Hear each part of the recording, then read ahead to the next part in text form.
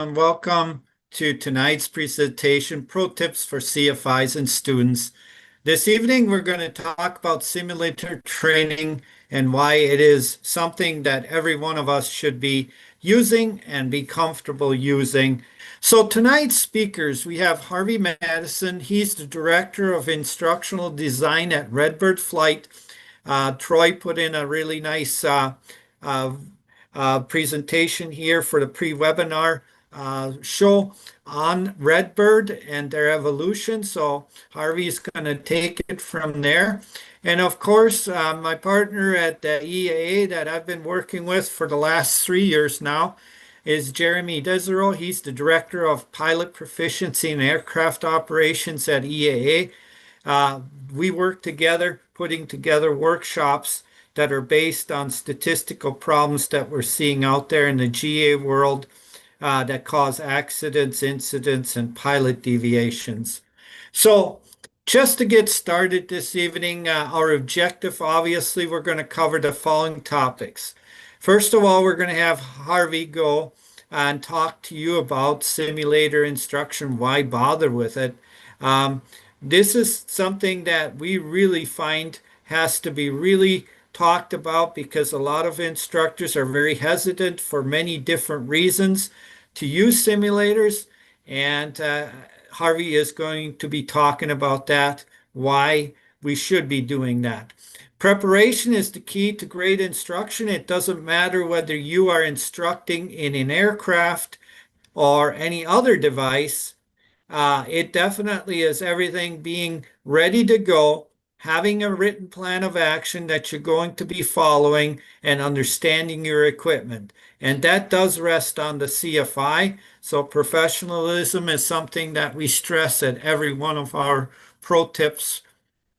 And Jeremy is going to take that one. And then where can a CFI get help? That's probably one of the tough ones that a lot of CFIs don't know where to go. And Harvey's going to definitely let you know. And we'll finish this up with a question and answer session that's going to be done with all of us being live this evening. So I'm going to hand it over to Harvey and have him introduce himself. And again, we are all going to stay live tonight. But Harvey, take it away. All right. Well, thank you very much. Again, my name's Harvey Madison. I'm an instructional designer at Redbird Flight. We manufacture simulators, but we also are a flight training operation. We produce a number of value adds software, basically, that provides not just learners, as I refer to them, not students, learners both pre-certification and post-certification for folks who need to be working on their proficiency, which is all of us, that is as precisely designed as possible to maximize flight safety, both in making sure that pilots have the correct skill set, the correct knowledge, but also that they have the right mindset with regards to aeronautical decision making, which begins on the ground well before flight, happens in the air, and finishes after a flight. Hopefully, more of you than not do post-flight inspections, things of that nature. So when you think about flight safety purists, you're thinking about Redbird Flight. You're thinking about our entire organization. So next slide, please. Why bother with simulator instruction?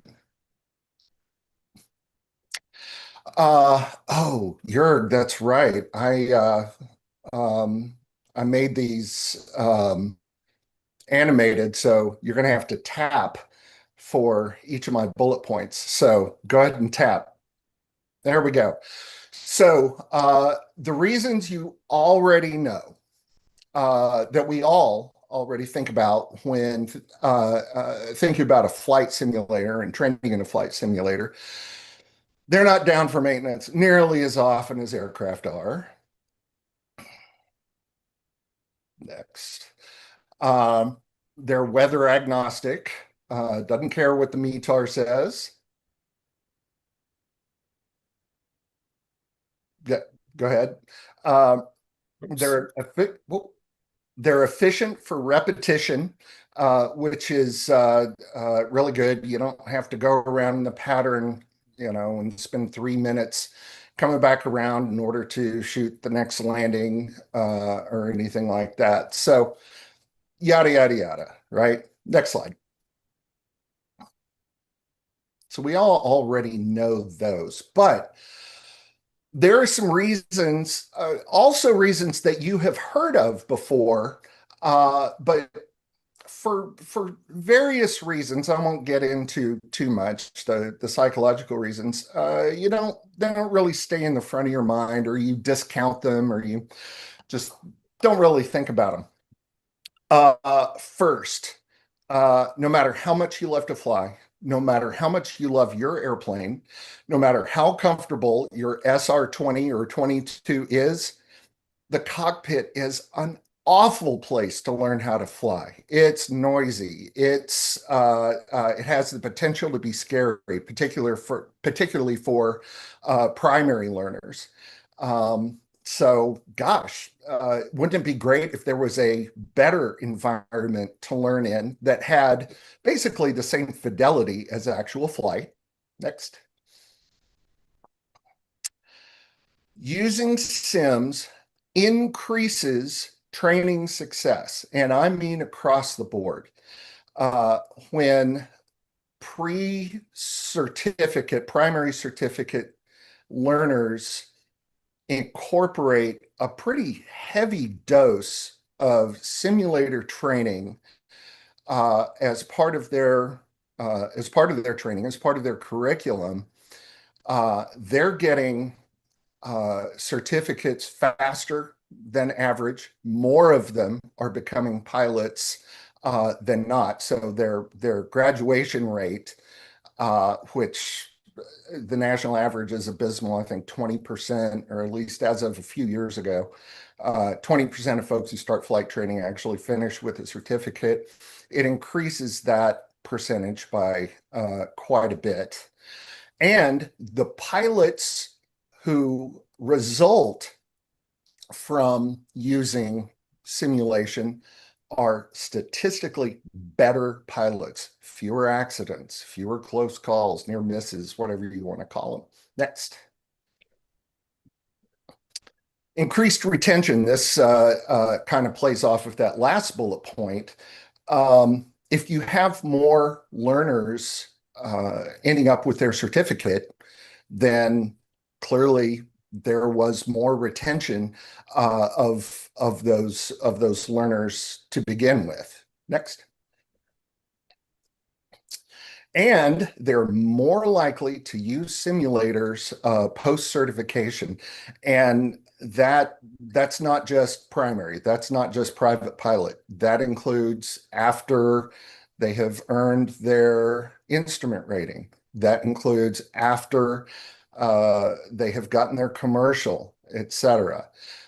And because studies show, actual academic research, peer-reviewed, a lot of peer-reviewed studies have shown that using a sim truly is a force multiplier, an education multiplier when it comes to building and maintaining proficiency. That's huge. So you're setting learners up for success by getting them in the sim early and often. Next.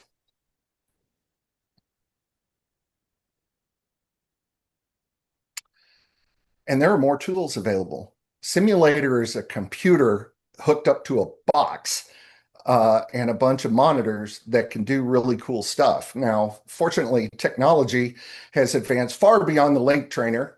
And these days, the fidelity of flight simulators is just absolutely fantastic.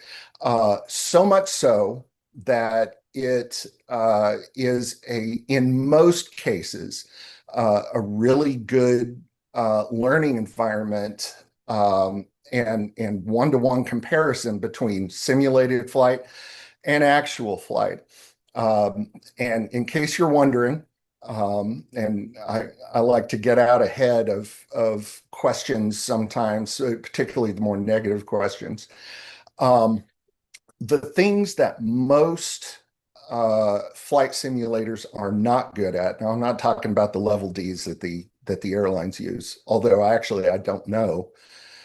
They might be bad at this too. I don't think so. But typical flight training devices, advanced aviation training devices, basic aviation training devices, like that's what Redbird makes, is those two. Once you're within ground effect, all the way down to the ground, the fidelity's kind of so. Every phase of flight outside of that, great learning experience. Also, at Redbird, we have something called the instructor station. So you can have your iPad there as an instructor, sitting in the right seat or sitting outside of the simulator, kind of looking over the learner's shoulder. You can change the weather. You can change the weight and balance. You can change the fuel. You can reposition quickly. You can pause the simulator and say, okay, learner, let's take a look at what's happening right now. Tell me what you think. Okay, here's what I think is going on. Have you considered this and this and this? And good learning practices without the stress of things happening with immediacy in real time is possible.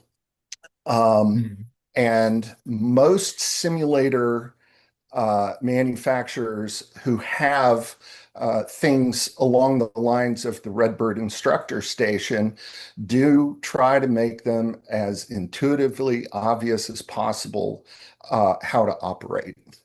In addition to that, and I can only speak for Redbird here, we have just super simple, very easy to understand user guides, specifically for CFIs, saying, all right, here's how you operate the sim, not the flying part. You already know how to fly. And here's how you use the instructor station. And I know they're good because I wrote them. So even if they're not good, they're good. All right. One last thing. Also, you can change in a Redbird sim, you can change the speed at which events are happening. So let's say there's a long cross-country section of a training flight that you're on with a learner. You can turn on the autopilot and say, okay, let's hurry up and get this next 50 nautical miles out of the way.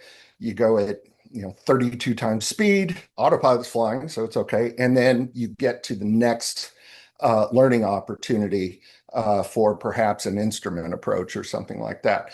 But you can also slow things down to say half speed or even quarter speed and have that time to really deliver effective teaching. Next slide. Harvey, one of the things that we had a really neat surprise on, Jeremy and I, when we first started discussing our workshops, we were talking about, do we want to invite all phases of learning, folks that are student pilots versus the certificated only?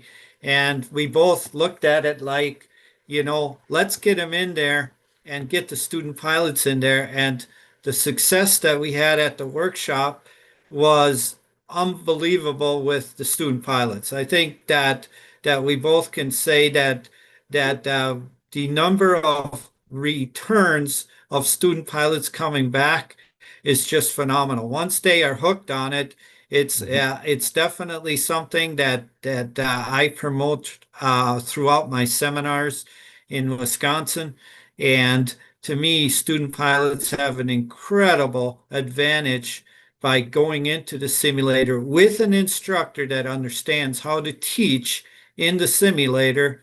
A simple thing like taxiing an aircraft in a Class D airport, you can do all that, and the instructor can play the air traffic controller, and you can have them taxi all over that airport. I think that is something that we found to be terribly really neat thing. And to Mhm. me, it was the ingenuity of the instructor to say, well, we can't get you a flight activity credit here because of your status as a student, but how about we taxi that airplane in a Class D airport? And that student was learning how to taxi that airplane and actually on learning the signage on the airport. So those are things that you can't beat at the price of simulation. So I had to throw that in, Harvey, and it happens all the time. You'll Yeah. be Oh, no, understanding no, no, that. no. That's fine. In fact, to kind of throw something else on your coattails on that,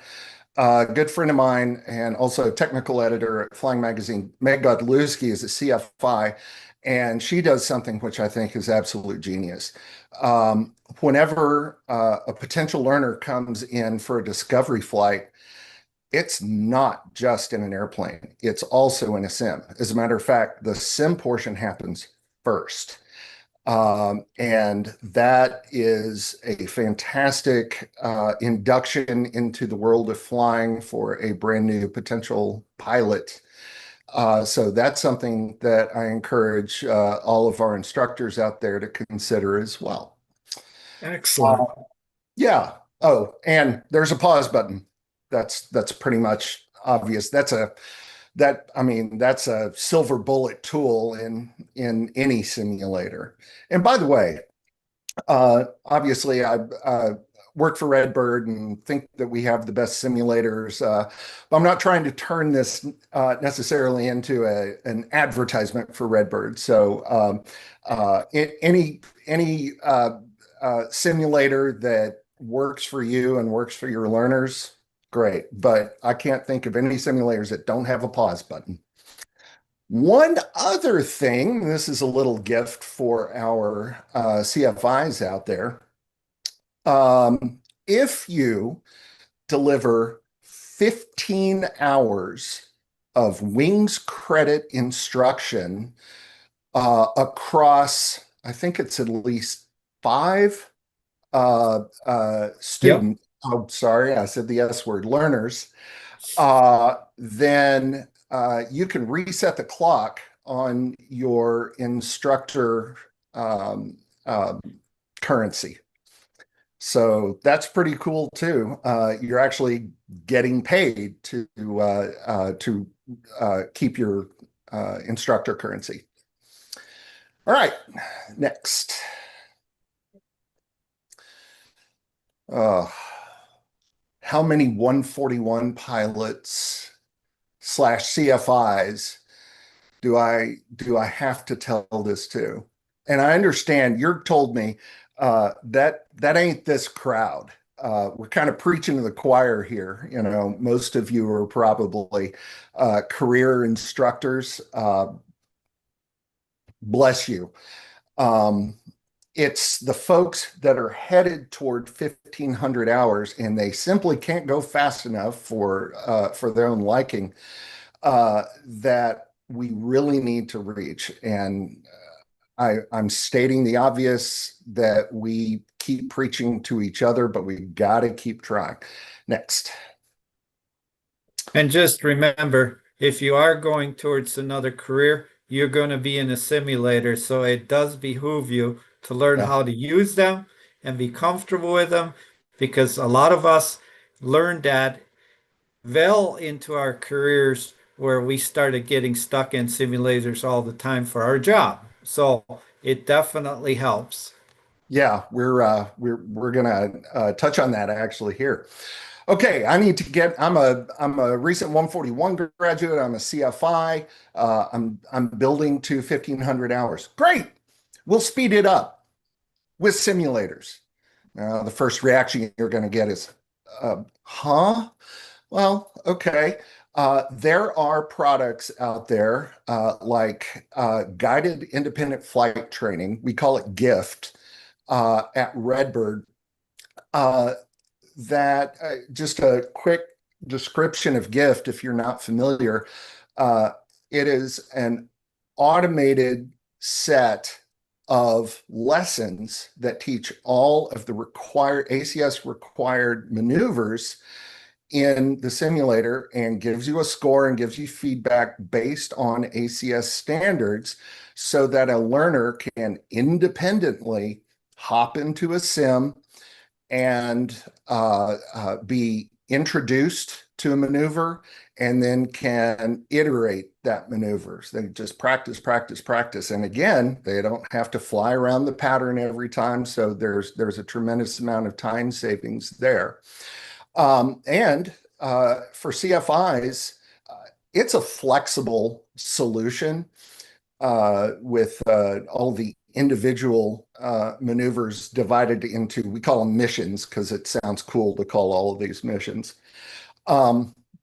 You can integrate this directly into your own training syllabus. We've already integrated it into the syllabi of all the big providers like King and Sporties, ASA, et cetera, et cetera. So we can speed that up. Next point. Also, CFI 141 grad on your way to the airlines. Would you like your learners to end up being good pilots? A lot of these kids, because they're all kids, go, what? Oh, yeah, I suppose so. Maybe a gentle reminder to them that they are judged on the initial pass rate of their learners when they go for their check rides. Also, it's the right thing to do. You know, you want to take somebody who, with their freshly minted pilot certificate and know that, yeah, they know how to fly, they know how to stay safe, they're not a danger to themselves or others. Next. Back to increased retention. Okay. So with something like guided independent flight training, GIFT, or even without it, actually, with just a good syllabus and some instructions that a CFI can give to a learner, the learners can sim while you are with other students sitting in the right seat. And because you have increased retention, you have more learners. And so not only can you enjoy earning as many hours as you would have without the simulator, you can actually earn more unless you're teaching, in the middle of Nevada somewhere where there's only, 3 people living anyway. So this is something else that CFIs headed toward 1,500 really need to be told, and they need to be told again and again because it's not instantly intuitively obvious. And so that's why this point gets dismissed quite a bit. So reinforcing that point again and again is really important. Next. Also, to Jörg's very salient point, your future employer is going to see that you have a lot of simulator time, dual given. And they're going to see that you're already familiar with and comfortable with that environment. And they know that that replicates the experience that an airline pilot is going to have throughout their entire career. They're going to be spending a lot of time, usually stressful time, in simulators proving that they still know how to fly. And so that's a real leg up on the competition when applying for a job. Next. Okay, so let's keep harping on this a little bit. Why use the sim for instruction? Now, I don't know if you've heard there's a pilot shortage going on right now. I know. This is new news to all of you. Next. I don't know if you've heard, but primary students finish usually about 20% of the time. We talked about that a few minutes ago. And I don't know if you can put two and two together. Perhaps this is the conversation you should be having with 141 grads headed for 1500. But a sim significantly increases finish rates. Next. So you have more time with each learner, and they have more time actually flying because they can independently fly with or without the Redbird software in a simulator anytime, day or night. Next. And you get more loggable hours in the right seat. Next. Meaning, American Eagle, here I come. And so you get to put on the uniform and get paid to fly people around. So that's the conversation to have with yourself and to have with other instructors. And don't discount, for those of you who are career instructors, the influence that you have over uh, over the younger, the attitudes of younger CFIs who are trying to head to the airlines. Next. All right. So there's this guy in San Angelo, Texas. I just cherry picked him.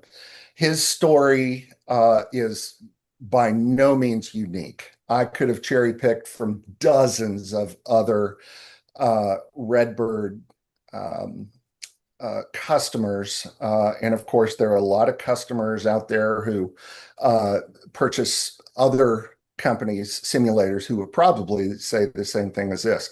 Jonathan Shorey, he is the CEO at Skyline Aviation, and he was so successful because of how he delivered flight instruction that Angelo State University there in San Angelo, Texas, asked him to, in addition to his Part 61 operation at Skyline Aviation, also add 141 and take over the academic aviation program that they have at that college.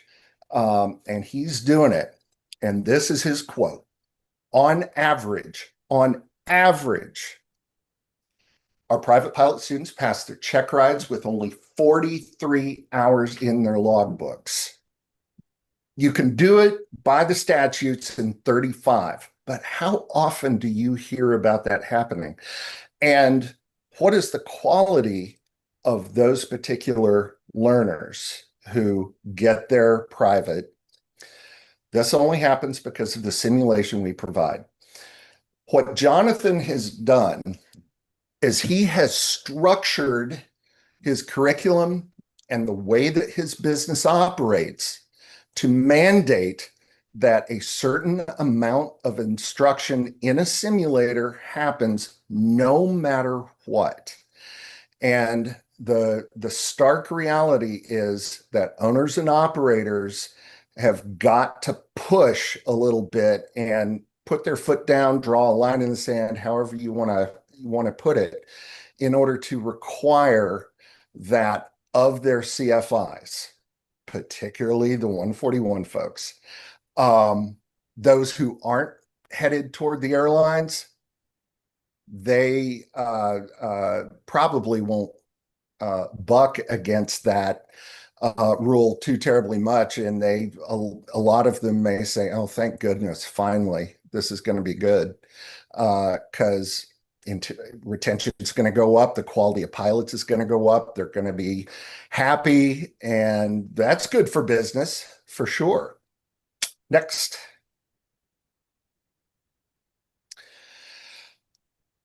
And it's not just about you.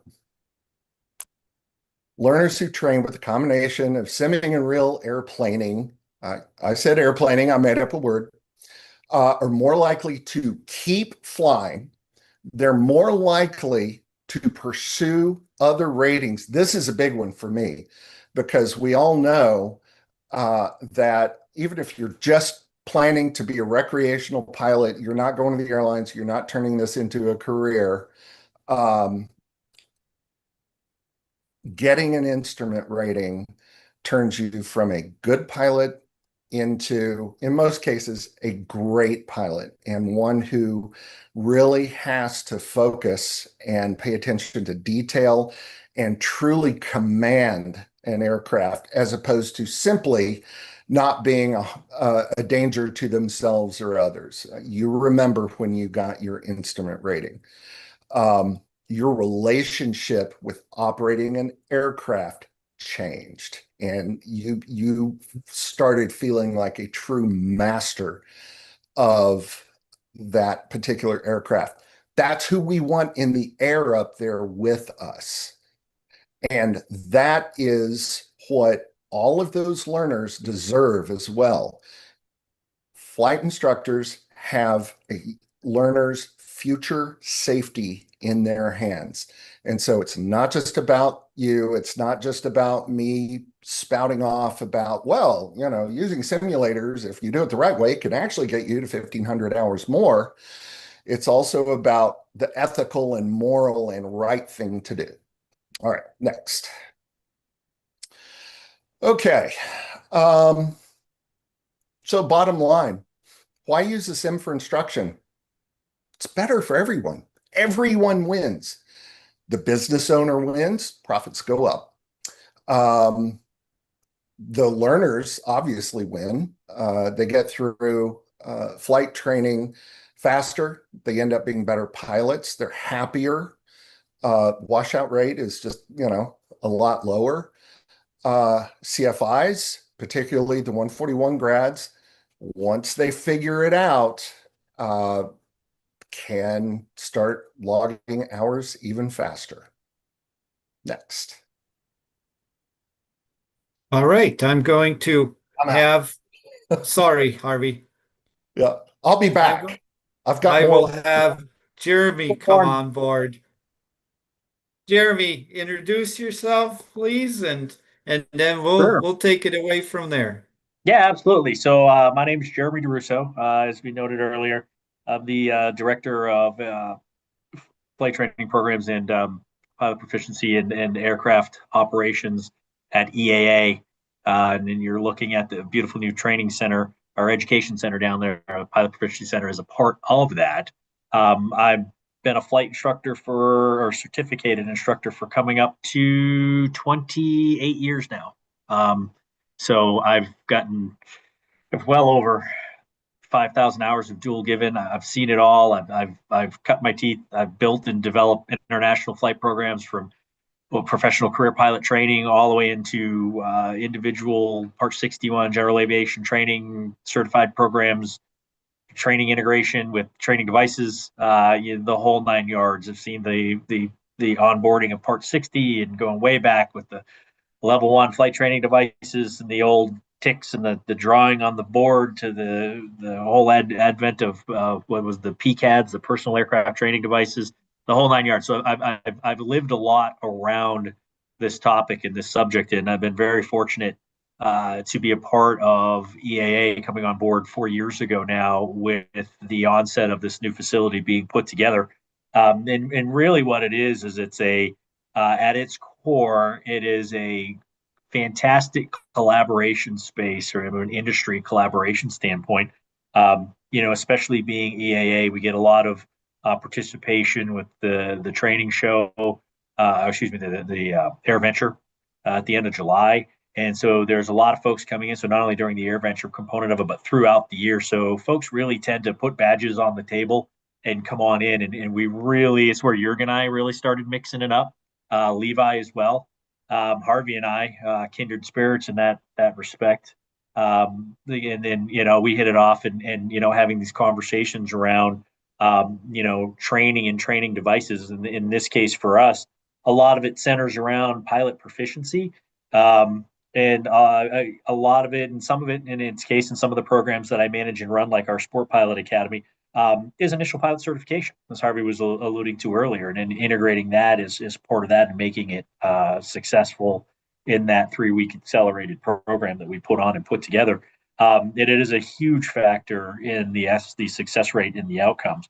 But I specifically in the conversations that we've had leading up to this, I wanted to talk about preparing, and it is the key component to, and it does fall on the instructor as part of what do you need to do and how do you need to be successful in this. And Jörg alluded to as well that we've really gone through to give it some perspective in our training center in Oshkosh.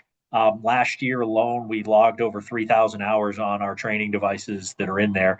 For some of you, that may be a lot of time. For some of you, that may not be very much, but from the touch point with the individual learners through what we've learned with the instructor standardization and programs and developing the stuff we do, the beta testing, the harebrained ideas. That's where Harvey and I specialize in, the what ifs. And I pick up the phone. I'm like, Harvey, what about on Tuesday? This happened and you had this. And he's like, you know what? We did that before and it was horrible, but here's what's new and here's what we can do. So we bounce these types of ideas, and Jörg as well, coming in with, we're really seeing issues with X and Y and Z. I mean, Harvey kind of talked earlier about, being a CFI and preparing and being knowledgeable and growing through those things. I mean, Jörg, better than anybody else. I mean, statistically, the quality of instruction in the United States right now is just on a nosedive. It's not where it should be. It's been a continuing problem for quite some time, and it is not. It's slowly getting better, but it just depends. It depends on what you're looking to do and where you want to go. And I know that's not everybody here on this webinar, and we're not talking about necessarily time builders and there's career folks and everybody else. So I hope I don't offend anybody in there, but at the end of the day, a statistic is a statistic.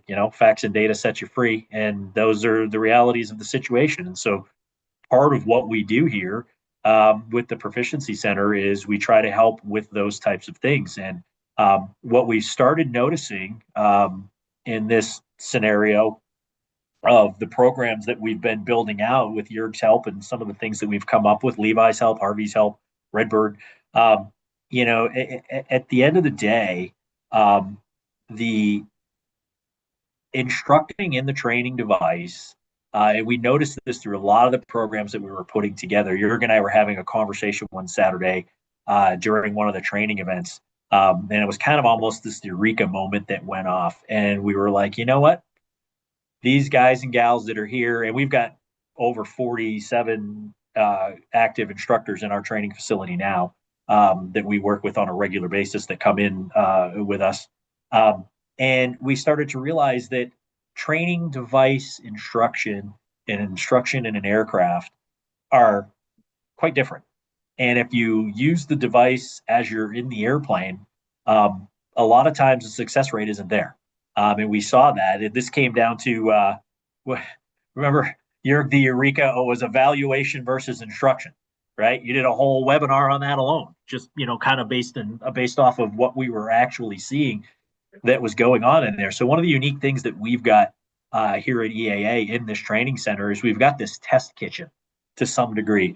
So a lot of the programs that we develop and build out, we've got we're very fortunate to have a lot of folks that come in and sponsor us and or donate money into the programs. They believe in what we're doing and how we're doing it. And so the value add that we add in this conversation is that we've been able to really drill into the instruction aspect in the training device and the practical application of it versus the theoretical components of it, of why it's of value and why you should do it. And that's what kind of Harvey teed this off into. And that's been fantastic. And that's what it should be. But how do you do it? Right? What is that? What does that look like? How does that work? In all reality, in the beginning of it, as a CFI in preparing for this, and I know we're getting close on time here, so I'll speed this up, but it's alignment with existing objectives. Like, where are those opportunities? And that's what we were seeing.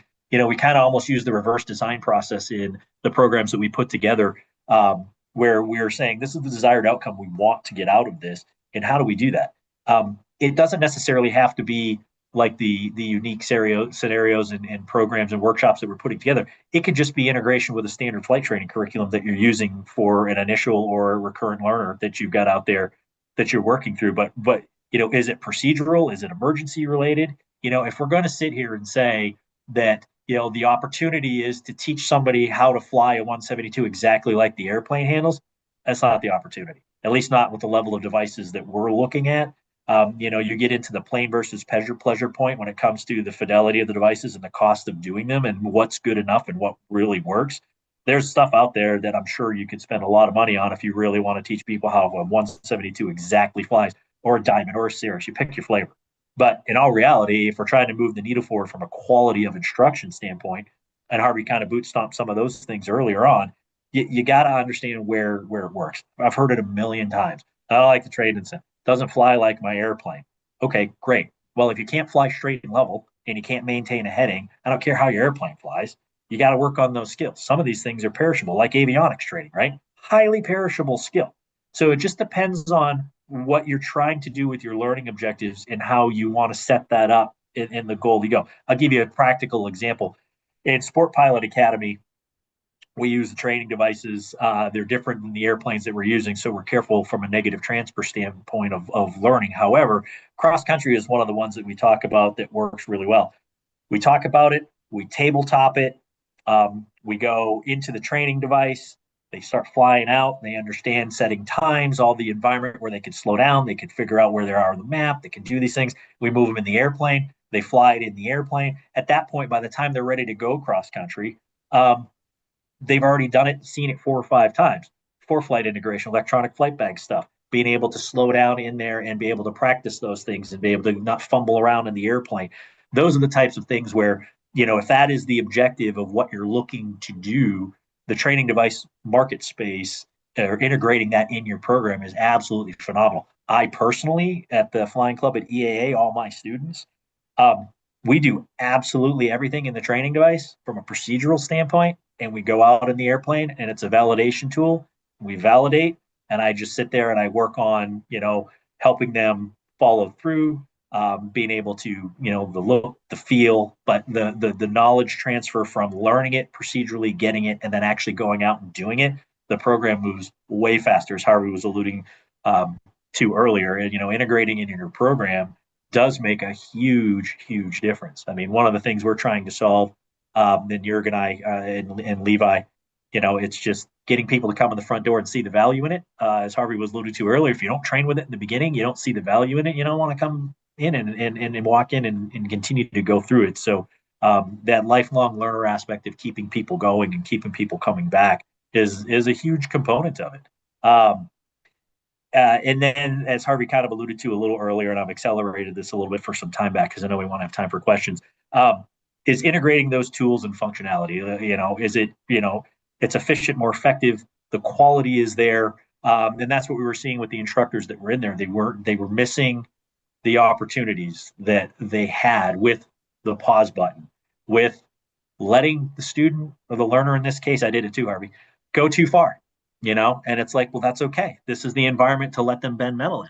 But as an instructor, when you're in the airplane, you're talking ATC, you're looking out the window, you're doing this. Yep, that's good. And there's so many things that are going. Watch your heading, watch your altitude. And it's like, no, let it happen. You don't have to expand that circle and go outside of your comfort zone like you would in the airplane. That's silly. You would never do that. But in the training device, you can. And then you can sit there and you can hit that pause button, or you can say, hey, where are you at? Where are you looking? What's your thought process? I just want to pop in real quick and reinforce something that both you and Jurg say to our CFIs. Stop flying the airplane. And a simulator is a great place to do that because there are no bad consequences. Okay, thank you. Yeah, let me throw in a little bit of statistics here just to back up what we're talking about. We're not just talking about using that simulator for someone just going on to get an additional rating or certificate. We're using this simulator also for the certificated pilots, where we saw in FY 2024, in Wisconsin, we had 70% of our accident incidents were in the landing phase that occurred.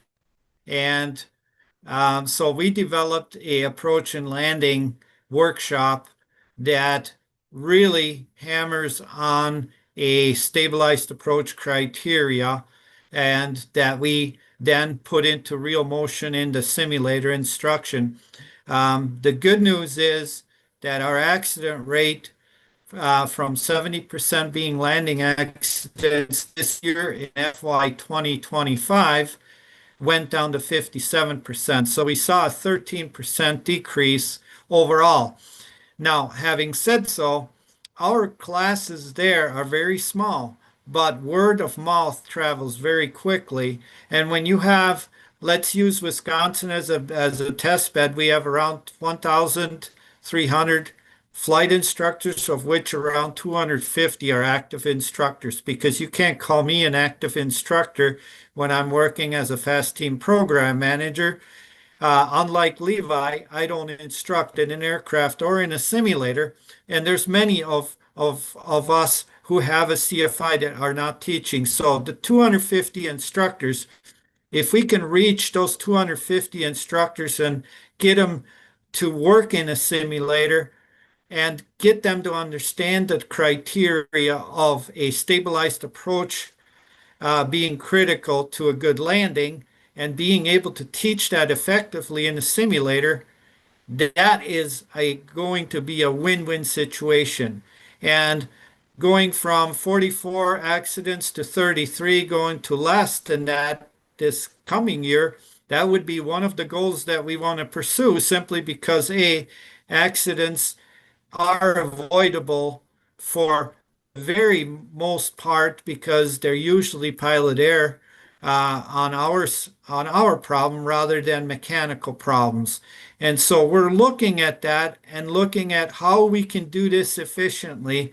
And the key to it is you, the flight instructors. I mean, you are the key to safety out there in the aviation world, and getting you to see that to be a great learning tool, a great recurrent training tool, a great procedural training tool is what we're trying to emulate here tonight, is because it's working. We're seeing that it's working with the instructors out there that are getting proper training themselves in order to be effective instructors in a simulator.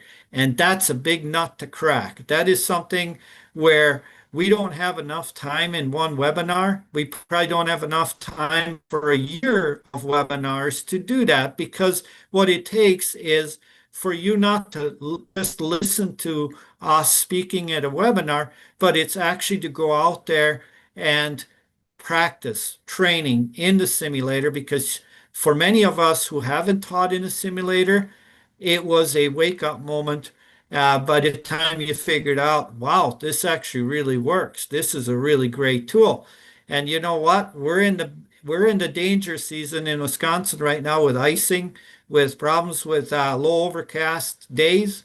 What a great tool to be able to take a student pilot and put him in the simulator for a lesson, because today just isn't the day to go out there flying and work on a new procedure. And that's what we're getting at here. It is another tool in your toolbox to really put out quality pilots that are comfortable. And as Harvey says it's sales. In that way, you're selling safety. And that's what we're all about here. And that's why I keep saying over and over again, we're seeing some really neat results with what we're doing, only because everybody's working as a team. This isn't just a one-time deal. It's working with industry and obviously with the government here, with me working with these guys. It does work. But I didn't want to steal the show, but to me, it has to be said that statistically speaking, it is making a difference. And that's what it's all about. No, that's awesome. And I'll finish up with this so I'll give time back, because I know we're going to have some questions. But, you know, whether it's visual or instrument rating training, I mean, there is opportunities there. You know, we did startle effect collaborative with Jurgen Levi. We did as stabilized approaches. Here's a practical example or tangible example for some of the things we were doing as we were going through and doing the training.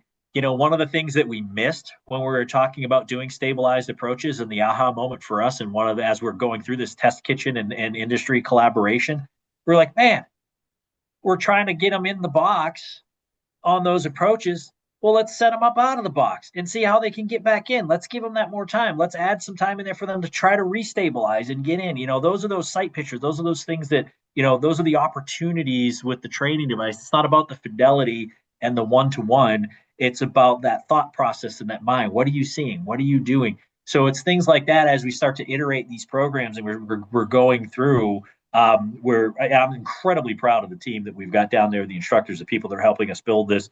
Jurg, Harvey, everybody else. I mean, we're really advancing that cause in regards to the focus in this case is not just the learners coming to the door. It's really about the instructors too, as a huge part of this. And this boils over into AirVenture too. I mean, we've done multiple iterations of multiple things, and one of the things that had been missing for years and years and years down on the Four Corners area, those that have been here, has been that emphasis on the flight instructors and where are the opportunities for you to understand that in the training device, and how do you maximize that? How do you leverage that? How does it make sense?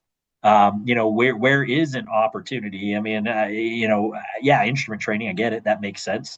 But really being able to boot stomp out those types of things are really where it's at. So we're going to continue to keep up the fight. I got an incredible team, super proud of, and we're going to keep moving in that direction and great people to collaborate with. So hopefully we'll be able to keep you engaged and folks will want to continue stepping forward and learning more as we go forward with what we're doing. But again, we're giving the instructor cadre a voice here in regards to that process and how to really use these devices versus the organization.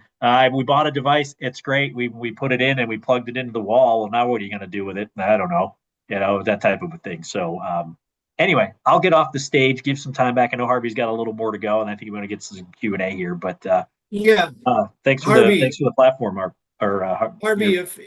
Absolutely, Jeremy. Harvey, if you'd like to wrap it up on Sure. what your message is, and then we'll go to questions. I can get through my remaining slides real quick. So let's see. Where can I get help getting up to speed teaching in a simulator? Excellent question. Let me answer it. Next. All right. Most modern sims fly. The fidelity is where it needs to be in order for positive information and experience transfer to happen. So good learning as opposed to negative learning, which is, and I happened to see one of the questions I was scrolling through. Somebody asked, are you afraid somebody will develop a bad habit in the simulator because there are no consequences, or because maybe the forces are a little different or rather missing even in a full motion sim? Yeah, but it's pretty infrequent, and a good instructor is going to make sure that there's sim, real flight, sim, real flight. And during dual instruction in the real airplane, student only has to do, jerk on the yoke once to realize, oh, wow, there are G-forces associated with that. So that's my answer to that. Go back. Can you go back one? Sure. There were a couple of other, there we go. Okay. Sims are designed to be intuitive operate, and there's always a manual. And to that point, now we can go to the next one. Thank you. Sorry, Harvey. Oh, no, that's fine. I'm trying to rush you off. So I can't speak for other manufacturers, but I can speak for Redbird. If you go to redbirdflight.com, we have all sorts of documentation, and it's not just super technical dry reading. I designed it to be easy to read, referenceable, to just extract one little question that you have out of it. Oh yeah, now I remember how to do such and such, with the actual operation of the sim, not how to fly it, but how to turn it on, how to run it, and all that. And so you go to redbirdflight.com, go up to the top, click on support. Next. This is the screen you will see. And buried down low, I'm not responsible for website design. I would make this a little easier to find, but you can look under general usage when you scroll down to the bottom of that web page. And you can learn how to use Redbird Navigator. That's the software that pops up a menu and says, would you like to fly now? Okay. Do you want a free flight from, where do you want the airplane? Do you want to start in the air? Do you want to start at a particular airport? Maybe a fix someplace in order to shortcut having to get to an initial approach fix or something like that. All of that good stuff. And then for Redbird AATDs, the little yellow circle over on the right, some basic maintenance type things. I mean, these are computers and with physical controls hooked up to them. They get out of calibration sometimes. And so the yoke is neutral, but you've got a slow left bank going. Well, the simulator needs to be calibrated. There's a just dirt simple set of instructions available on our website that tell you do this, step one. Now do this, step two. Now do this. Okay, now you're calibrated. So we make it as easy and painless as possible to know how to operate that simulator. Next slide. Also, you can go to our guides section at redbirdflight.com. And this is on the main page, actually, if you scroll down just a little bit. And it's a whole bunch of downloads of PDFs. Currently, we require you to put your email address in order to get the particular download. If you don't want to do that, I really hope my colleagues from marketing aren't watching this. They probably are. But just put a fake email address in.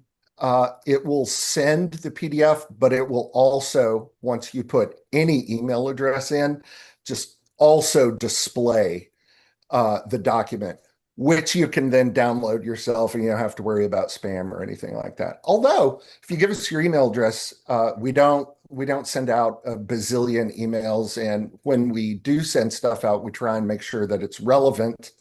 Obviously, we're going to be trying to get you to use our equipment and can be an influencer, if not an outright purchaser of our equipment. But 99% of the stuff we put out is we bake pro proficiency and flight safety information into. Sometimes we don't even mention our name at all. Next. So, how do you teach in it? Okay, so far we've convinced you that simulators are the bee's knees. They're the way to go. Okay, you're on board. Great. We have showed you how to figure out how to operate the simulator. Great. But how do you teach effectively?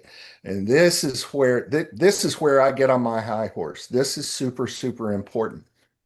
Well, we have created at Redbird, and other people out there in the world of flight training organizations have done the same, guides that you can download that will that help you out. We've got an instrument syllabus. We've got a guide on how to set up and save a flight in just the right place, in just the right configuration, with just the right weather, in order to facilitate fast, efficient, and effective teaching. And if you look over there on the right, you see stage check 1. We also hadn't been updated in a while, but this is evergreen information, learning how to fly an airplane mostly. And we've got a curriculum for primary training even, and it's specific to the parts of training that we recommend be done in a simulator. Now, there is nothing sacred about that particular document. Use it as a guide, cherry pick stuff out of it that works for you, ignore the stuff that doesn't. We're just trying to make your jobs easier, to make it more likely that you're going to deliver high quality, safety oriented training. Next slide. Woo, we're past 8. That's all I'm going to have to you. Okay, next slide. A sample of what you can expect. Okay, I'm going to get through this as quickly as I can. So this is a question. I come up with all sorts of little quiz questions, scenario-based questions all the time. This is one of them. All right, you've just inherited an IFR learner from some other CFI. Maybe they went off to the airlines. They finally hit 1,500. During your first sim session with that learner, using a steam gauge panel, you ask the learner set up for a back course approach.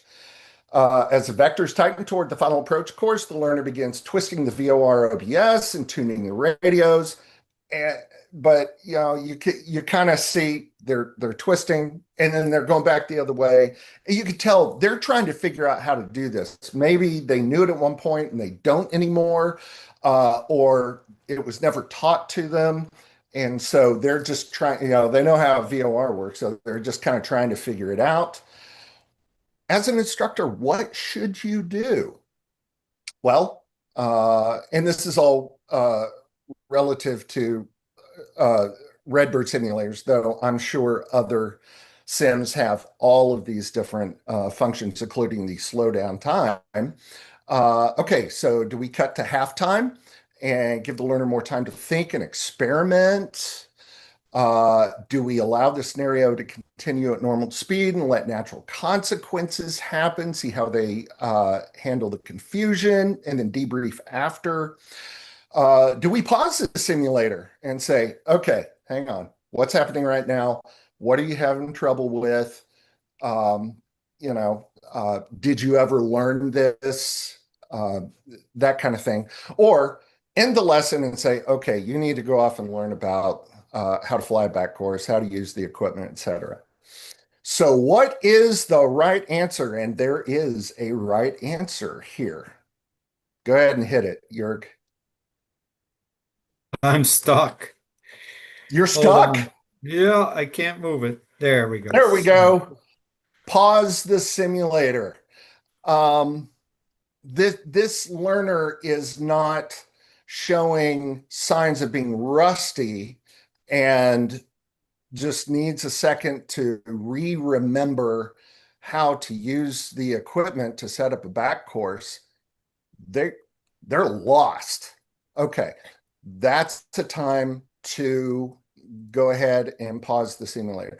So the reason, and we can debate these, half of you right now are probably going, well, there's a fifth option that you're not thinking about, or no, actually number one is better, because that's not the point of why I brought this up. The point of why I brought this up, and by the way, it's good that you have different opinions because it gets the conversation going. Everybody starts thinking more critically and hears different points of view, and they may become better instructors from that by that conversation. This is the kind of content that you will find at the on the Redbird website for where you go when you want to learn how to teach. Next. Okay, 2 final points. Also, talk to your colleagues. And not just the crusty old guys or gals who have been doing it forever and learned how to fly off of aircraft carriers during Vietnam. Everybody's got different perspectives and gifts. Talk to as many different CFIs as you can. Obviously, seek out the ones who do simulator training and say, how do you do this? What is your philosophy? What is your methodology in actually transferring knowledge and skill and decision making, for that matter, to your learners? And right now, Redbird is working on something specifically for CFIs to teach them all of the stuff that we have been talking about tonight. But and this is a true story. I've been sworn to secrecy. Next slide. All right. How do you log sim time? Like that. If you actually, I think I added some arrows, some yellow arrows in there. So if you'll hit just advance one, there we go. For aircraft make and model, put that I filled in Redbird FMX AATD here. Just put if it's an AATD or BATD, that's enough. Aircraft identifier. I put the serial number of the simulator. By the way, always check for a valid LOA. You can download the LOAs for Redbird sims on our website. Points of departure and arrival, that's the same as during normal flight. Next, you're not going to put aircraft category. Ground trainer is a sim. And of course, different logbooks call different things. But this is the one that I happen to find and use it as an example. Dual received, this is would be for the learner because they're the ones actually receiving the training. As far as our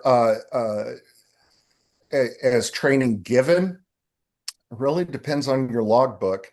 But as long as you indicate somewhere in the logbook, could even be in the remarks section, that this was dual given, that's fine. That's absolutely fine. Pilot in command, there is no such thing in a simulator as a pilot in command as far as your logbook goes. Conditions of flight, the only time that's going to be relevant is if you are flying in the soup, you have instrument IMC set up in the simulator. That's loggable as simulated instrument. And then next, number of instrument approaches, number of landings, day, night, all that is the same. Total duration of flight, that's the same.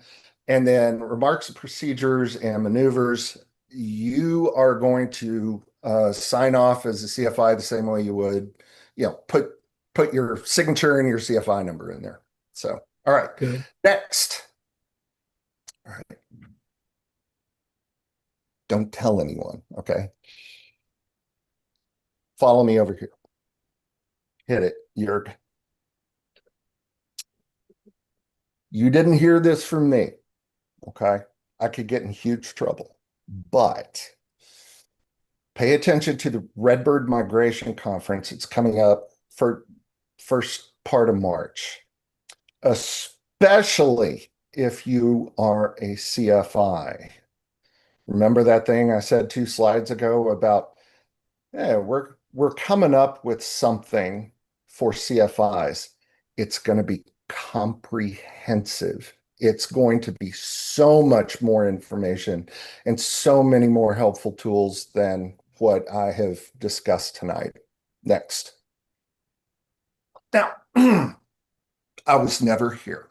Next. All right. A lot of people will put like a single email address for their contact information. They never give out their actual phone number or anything like that. I'm the opposite. I want you to call me. Remember, my personal and professional mission is to reduce the general aviation accident rate to zero, personal and professional. So this is my mission 24/7. You want to call me at this time of night and have a discussion and ask questions? Do it. You want to text me? Do it. Oh, I'm doing it. Absolutely. I'm calling you late. I want to I see if will you then answer. forward everything to Mr. DeRousseau. No, phenomenal. Please do. Uh, and both of those email addresses down there are valid to reach me as well. I got my own little side hustle with flyingm.aero going on, free wings stuff. I'm still actually developing it, so there's nothing there yet, but okay, next slide. And this is the last thing. This is my my big moment to be selfish. So I and my very, very good friend, Jolie Lucas, who is a pilot, a Mooney owner. She is instrument commercial rated, and a licensed psychotherapist, are doing a live monthly presentation, which the recorded version of it after we do the live presentation each month will be available as a podcast as well. We're doing a thing. We're calling it On Second Thought. And you'll have to tune in to figure out why we called On Second Thought and how it's really super important. And our presentation is, and the whole show is 100% about human factors. And I'm not talking about ergonomics. I'm talking about all the cognitive stuff, all of the emotional stuff that we do talk about to an extent in the GA family. But we're really going to do deep dives, and we're going to take case studies, and we're going to take topics, and we're not going to talk about them just to the degree that we normally do in our community. We're going to get down into the weeds, and we're going to talk about what it's like to experience moments where ADM can either fail or you can make the right decision, how you can program yourself to be comfortable making the right decision, fight things like get-there-itis and all that stuff. It'll be material you have not heard before. And it's going to be really entertaining if I have anything to do with it. And also special thanks to one of our audience members tonight, John Typen, aviator extraordinaire, will be doing all the technical stuff, producing. And so he is definitely the backbone of the production as well. And we really appreciate all of his help putting this together. Go check out the Wings Industry Network that he has out there as well. And I think that's my last slide. I believe so, Harvey.